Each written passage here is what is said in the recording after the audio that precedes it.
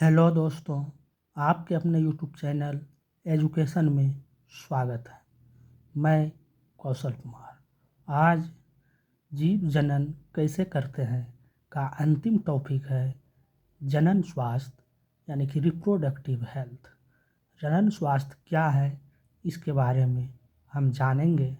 इसके बाद इस चैप्टर के जितने भी ऑब्जेक्टिव प्रश्न होंगे, एनसीईआरटी और भारतीय भवन के जितने भी तरह के ऑब्जेक्टिव क्वेश्चन बन सकते हैं, सभी को मैंने इसी वीडियो में ही हल कराएंगे।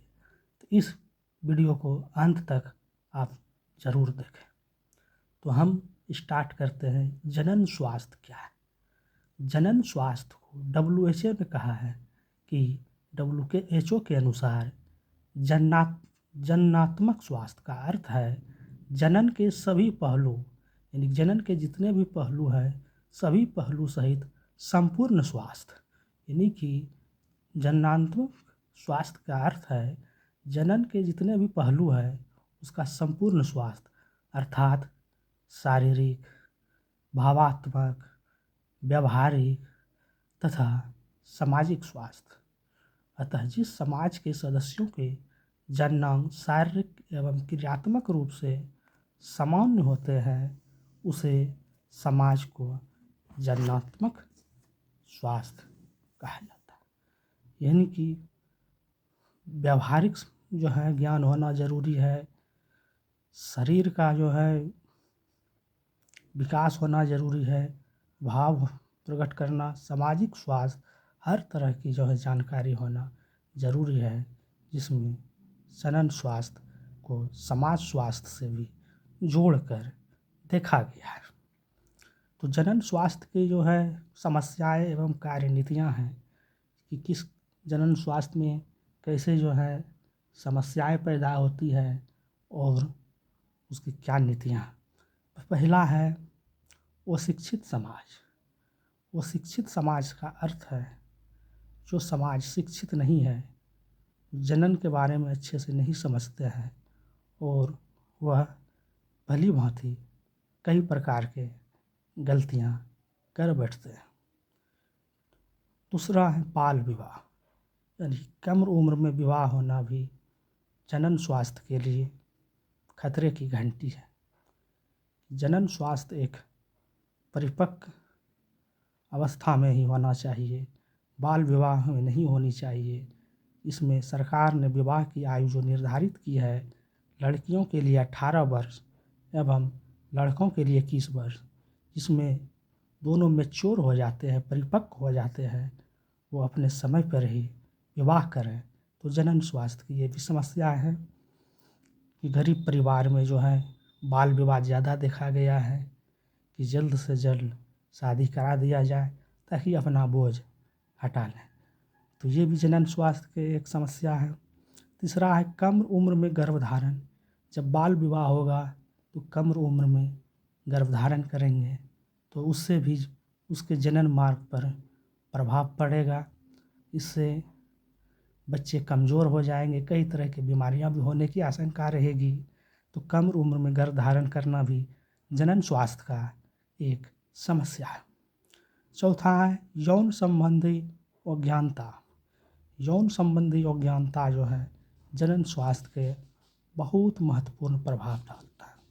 इसलिए यौन संबंधी के बारे में जो है स्कूल में शिक्षा दी जानी चाहिए, जिससे इस जनन स्वास्थ्य को बचाया जा सके।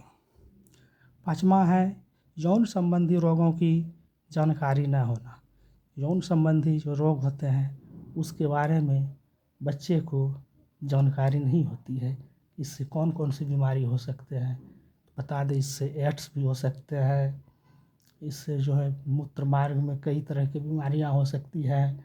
कुछ बैक्टीरियल बीमारी है जैसे सिफिलिस, गोनोरिया, यूरेथ्राइटिस, सर्विसाइटिस इत्यादि कई तरह की बैक्टीरियल बीमारी हैं। और वायरल बीमारी जैसे बताया कैंसर, एड्स, हर्पीस, इस तरह की बीमारी होती है। यौन संबंधी रोगों की जानकारी न होना इसका भी एक महत्वपूर्ण कारण है समस्या में। इन सभी चीज़ों की जो है ज्ञान स्कूल में दी जानी चाहिए बच्चों को, ताकि इससे बचा जा सके। तो यहाँ तक आप लोगों ने अच्छी तरह से समझ लिए हैं। अब आगे चलते हैं, इसके बारे में जानेंगे कि जनन स्वास्थ्य संबंधी उद्देश्य क्या क्या उद्देश्य है, जिससे जो है इस समस्या से बचा जा सकता है। पहला है जनन संबंधी पहलुओं की जानकारी। इसे बताए सर कि जनन संबंधी सभी पहलू की जानकारी ज़रूरी है।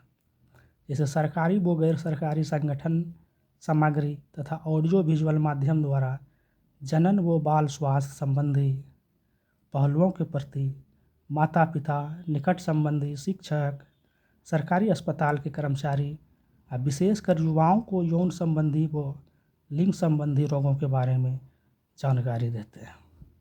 इस सरकारी संगठन ऑडियो विजुअल के माध्यम से जो जानकारी देता है, ऑडियो विजुअल का मतलब होता है रेडियो के माध्यम से, टेलीफोन के माध्यम से, जो पहले दूर संचार के माध्यम से दिया जाता था, उसके माध्यम से जानकारी देते हैं उनके माता पिता को, शिक्षक को, सरकारी अस्पताल कर्मचारी को और विशेषकर युवाओं के यौन संबंधी व लिंग संबंधी रोगों के बारे में जानकारी देना। दूसरा है यौन शिक्षा, सेक्स एजुकेशन। लाइट चली गई है, फिर भी मैंने यह समझाने का प्रयास कर रहे हैं। युवाओं को यौन संबंधी सही ज्ञान देने के लिए स्कूलों में उचित यौन शिक्षा दी जाती है। इसमें छात्रों को जनन, लैंगिक लक्षणों, यौवन काल में होने वाले शारीरिक परिवर्तनों, सुरक्षित यौन संबंधों तथा यौन संबंधी रोगों के अवगत कराया जाता है। तो शारीरिक परिवर्तन तो हम बता दिए थे पहले, जो युवावस्था में होते हैं।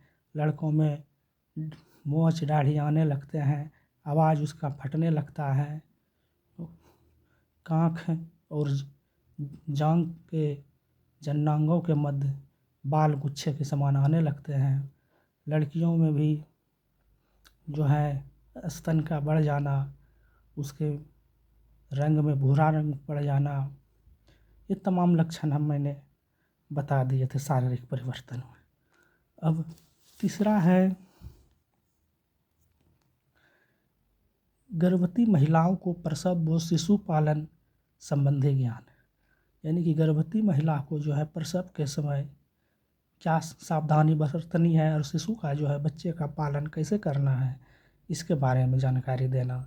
कि जनन एवं बाल स्वास्थ्य सेवा कार्यक्रम से संबंधित संस्थाएं गर्भवती महिलाओं को पौष्टिक आहार, सुरक्षित प्रसव एवं शिशु की देखभाल तथा माता द्वारा संतान को दुग्धपान के महत्व की पूरी जानकारी देती है, जिससे संतान स्वस्थ बने। यानी कि गर्भवती महिला को जो है जो पौष्टिक आहार चाहिए उसे भरपूर मात्रा में मिलनी चाहिए, क्योंकि जानते हैं गर्भवती महिला में खून की कमी हो जाती है। और जब शिशु हो जाता है उसके देखभाल के लिए, संतान को देखभाल के लिए जो है दूध पान पर महत्व पूरी जानकारी देना, कि बच्चे के स्वास्थ्य पर कोई प्रभाव न पड़े। तीसरा है गर्भ निरोधक विधियों का ज्ञान। गर्भ निरोधक विधि का जो है ज्ञान होना बहुत ज़रूरी है। जन्म पर नियंत्रण हेतु गर्भ निरोधक उपाय से अवगत कराया जाता है, जिसमें जो है प्राकृतिक विधि भी है और कुछ रासायनिक विधि भी है। प्राकृतिक विधि में जो है मतलब लड़के पुरुष जो है इसके लिए निरोधक के लिए कंडोम का यूज करते हैं, एवं महिलाएं जो है कॉपर टी, जिसे लूप कहा जाता है, इसका प्रयोग करते हैं, ताकि जो है जनसंख्या नियंत्रण भी रहे और जनन संबंधी कोई बीमारी भी ना हो। और रासायनिक विधियां में जो है ऑपरेशन, सर्जिकल विधि आती है, जिसे पुरुष में वेस्कोटॉमी होता है। पुरुष में जो पहले ऑपरेशन होते थे तो उसे वेस्कोटॉमी कहते थे, जिसे नसबंदी कहते थे। सर्जिकल विधि ये है। और महिला में जो आजकल होते हैं ऑपरेशन, उसे स्त्री नसबंदी यानी कि ट्यूबेक्टोमी कहा जाता है। तो ये जो आपने देखे प्राकृतिक विधि और रासायनिक विधि। पाँचवा है कम बच्चों का महत्व। इसमें है स्वस्थ एवं सफल समाज के लिए नियंत्रित जनन का समाज में जो है, समाज में लड़कियों के समान महत्व पर जोर दिया जाए। किसी तरह का भेदभाव नहीं किया जाए कि ये लड़की है और लड़का है। एवं भ्रूण के लिंग जांच पर प्रतिबंध, उचित देखभाल तथा आवश्यक दवाओं की उपलब्धि तथा परिवार नियोजन आदि। भ्रूण के लिंग की जांच पर प्रतिबंध होनी चाहिए, उचित देखभाल होनी चाहिए। उसे भ्रूण जांच बिल्कुल अपराध है, इसे जांच करना दंडनीय माना जाता है। तो इस भ्रूण लिंग जांच पर प्रतिबंध, उचित देखभाल तथा आवश्यक दवाओं की उपलब्धि होनी चाहिए और परिवार नियोजन इसके लिए बहुत ही महत्वपूर्ण। तो मैंने इस चैप्टर के अंतिम टॉपिक को पढ़ा दिए, जनन स्वास्थ्य। अब इस पूरे चैप्टर को पढ़ाने के लिए आपने क्या सीखा, ये NCERT से हमने कर रहे हैं। आपने क्या सीखा? तो लाइट चली गई है, फिर भी मैं बोल रहे हैं, आप लोग पूरी समझ जाएंगे क्योंकि मैंने पूरा चैप्टर को अच्छी तरह से पढ़ा है। पहला बिंदु है आपने क्या सीखा में, अन्य जैव प्रक्रमों के विपरीत किसी जीव के अपने अस्तित्व के लिए जनन आवश्यक नहीं है। यानी कि किसी अस्तित्व के लिए जो है जनन आवश्यक नहीं है। जैव प्रक्रम के विपरीत जो है, जो चलेंगे उसे जो है जनन की आवश्यकता नहीं है। उल्टा लिखे हैं कि जनन जो विपरीत चलेंगे तो उसे जनन की आवश्यकता नहीं है। दूसरा है जनन में एक कोशिका द्वारा DNA प्रतिकृति का निर्माण तथा अतिरिक्त कोशिकीय संगठन का सृजन होता है, ये भी आप जान रहे हैं। तीसरा है विभिन्न विधियों द्वारा अपनाए जाने वाले जनन की प्रणाली और शारीरिक अभिकल्प पर निर्भर करती है। यानी कि विभिन्न जीवों द्वारा अपनाए जाने वाले जनन एवं प्रणाली के शारीरिक अभिकल्प यानी कि जो है डिजाइन पर निर्भर करते हैं। उसके बाद है खंडन विधि में बीजाणु एवं प्रोटोजोआ की कोशिका विभाजित होकर 2 या अधिक संतति कोशिका का निर्माण करती है। उसके बाद है यदि हाइड्रा जैसे जीवों का शरीर कई टुकड़ों में विलग हो जाए तो प्रत्येक भाग से पुनरुद्भव द्वारा नए जीव विकसित हो जाते हैं। इसमें कुछ मुकुल भी उभर गए कर नए जीव विकसित हो जाते हैं, जो कि हम पढ़ा चुके हैं। कुछ पौधों में कायिक प्रवर्धन द्वारा जड़, तना अथवा पत्ती में से नए सिरे से विकसित होते हैं। उसके बाद है उपरोक्त लैंगिक जनन का उदाहरण जिसमें संतति की उत्पत्ति का एकल जीव यानी व्यष्टि द्वारा होती है, ये भी बता दिए हैं। और उसके बाद है लैंगिक जनन में संतति उत्पादन हेतु 2 जीव भाग लेते हैं, मेल फीमेल, ये भी बता दिए हैं। उसके बाद है DNA प्रतिकृति की तकनीकी से विभिन्नता उत्पन्न होती है जो स्पीशीज के अस्तित्व के लिए लाभदायक है। लैंगिक जनन द्वारा अधिक विभिन्नताएं उत्पन्न होती हैं, ये भी बता दिए हैं। ये सब चीज़ हमने सीखा है इस चैप्टर में।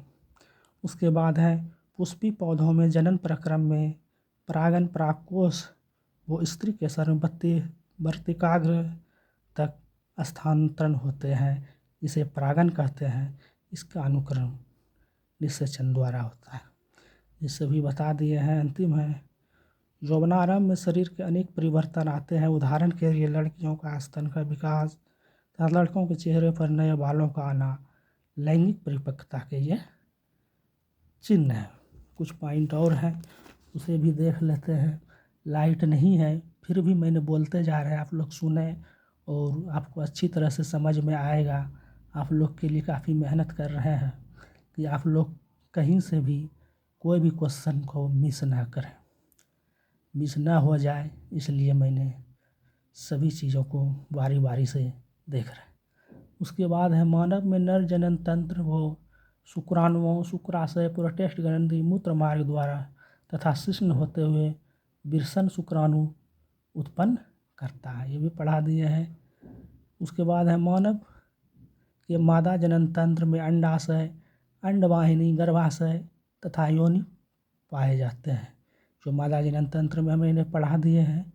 उसके बाद है मानव में लैंगिक जनन प्रक्रिया से शुक्राणुओं का स्त्री के योनि में स्थानांतरण होता है तथा निःश्लेषण अंडवाहिनी यानी कि अंडवाहिनी मतलब क्या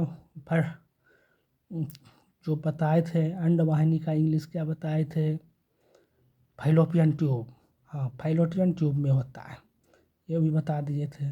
और लास्ट है गर्भ निरोधी युक्तियाँ अपनाकर गर्भधारण को रोका जा सकता है, जैसे अभी तुरंत हमने बताया इसी वीडियो में कंडोम, गर्भ निरोधक गोलियाँ, कॉपर टी जिसे लूप भी कहते हैं, इन सभी युक्तियाँ अपनाकर जो है गर्भधारण को रोका जा सकता है। कुछ 3 क्वेश्चन है ऑब्जेक्टिव एनसीईआरटी से है, ये सभी आप लोग ध्यान से देखें, तीनों क्वेश्चन आपको आराम से समझ में आएगा। पहला है अलैंगिक जनन मुकुलन द्वारा किस में होता है, तो बता दिए थे जिस्ट में होता है। अभिमा में विखंडन होता है और जिस्ट में मुकुलन होता है। दूसरा क्वेश्चन है निम्न में से कौन मानव में मादा जनन तंत्र का भाग नहीं है। मादा जनन तंत्र का भाग अंडाशय भी है, गर्भाशय भी है, शुक्रवाहिका नहीं है। शुक्रवाहिका जो है नर भाग है। डिम्ब वाहिनी यानी फैलोपियन ट्यूब भी जो है मादा का भाग है, तो इसका आंसर सी होगा। पराग कोश में होते हैं, तो पराग कोश में आप जानते हैं परागकण होते हैं, तो इसका आंसर डी होगा, 3 का डी। तो मैंने एनसीईआरटी के 3 ऑब्जेक्टिव और पूरी एनसीईआरटी का निचोड़ एससीईआरटी का निचोड़ बता दिए, समझा दिए। और मैं भारती भवन के पूरे ऑब्जेक्टिव आज बताने वाले थे इसी वीडियो में, लेकिन दुर्भाग्यवश लाइट चली गई, जिसे हमें खेद है, संसाधन का अभाव है। आप लोग समझ रहे होंगे हम किस तरह से मेहनत करके आप लोगों को जानकारी पहुंचा रहे हैं, ताकि किसी भी तरह का कोई परेशानी ना हो किसी भी टॉपिक को समझने में। तो आप लोग इस वीडियो को शेयर कर, सब्सक्राइब कर, लाइक करें, ताकि मैं आपको अच्छे से अच्छे संसाधन उपलब्ध करें आगामी आने वाले समय में। फिलहाल इस वीडियो में इतना ही, धन्यवाद। आगे की वीडियो में मैंने भारती भवन के ऑब्जेक्टिव क्वेश्चन कराएंगे, तो आप लोग उसे ज़रूर देखिएगा। धन्यवाद।